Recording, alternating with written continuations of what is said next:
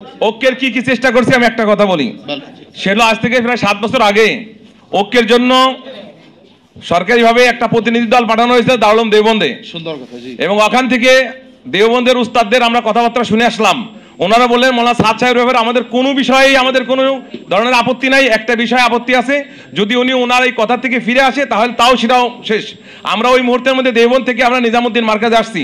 তার মধ্যে আমি নাম বলে দেই, মাওলানা মাহফুজুল হক সাহেব ছিলেন, মাওলানা জুবাইর সাহেব ছিলেন এবং মাওলানা উবাইদুল্লাহ ফারুক ছিলেন, তার মধ্যে সৈয়দ আসিফুল ইসলাম সাহেব ছিলেন, আর আমি জিয়া বিন কাসেম ছিলাম। আমাদের 5 জনের প্রতিনিধি দল আমরা দেওবন্দে গিয়েছিলাম। তার মধ্যে ওলামারাও ছিলেন, হেফাজতের লোক ছিলেন, বড় বাচ্চা শাইখুল হাদিস ছিলেন, জুবাইর সাহেব এবং অফিসার ছিলেন।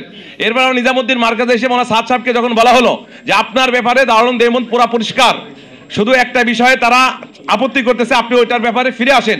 উনি ওই জায়গার মধ্যে ঈশান নামাজের পর স্পষ্ট বলে দিলেন যে আমরা এরকম ভাবে ফিরে আমি ঠিক আছে, যদি উনাদের কথা অনুযায়ী ভুল বুঝে থাকে মুসা আলাইহিস সালাতু ওয়াস সালামের ব্যাপারে, আমি এর থেকে আমার কথার মধ্যে যদি ভুল হয়ে থাকে তো অবশ্যই আমি আমার কথা থেকে ফিরে আসলাম।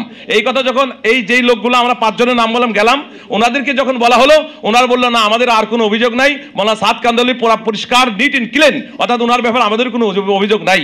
পরবর্তীতে যখন দেশে ফিরে আসলাম, দেশে ফিরে আসার পরে ওনারা আবার আলাদা ভাগ হয়ে গেল, আর আমাদের ওই দেওবন্দ এবং নিজামুদ্দিনের যে কথাগুলো শুনে আসছে এই কথায় ওনারা আর ঐক্য হতে পারলেন না। এগুলো আমরা একটা রাখলাম।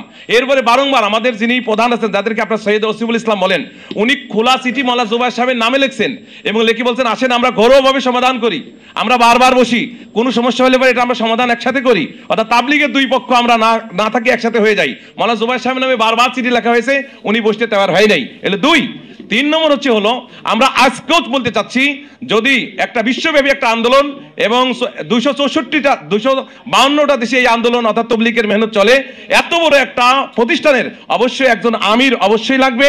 আপনারা নিজেও জানেন কোনো দল আমির ছাড়া হইতে পারে না, সভাপতি ছাড়া হইতে পারে না, এবং একটা মার্কাজ তার কেন্দ্রবিন্দু লাগবে, একটা প্রাণ কেন্দ্র লাগবে। এই 2টা জিনিসের উপর যদি ওনারা এক হয়ে যায়, আমরা ওনাদের সাথে গলাগলি করতে এখনই ঐক্য করতে তৈরি আছি। কোনো আমির ছাড়া অর্থাৎ একটা দলের সভাপতি ছাড়া এবং কোনো একটা মার্কাজ এবং তার প্রাণ কেন্দ্র ছাড়া কোনোদিন ঐক্য আসা সম্ভব নয়।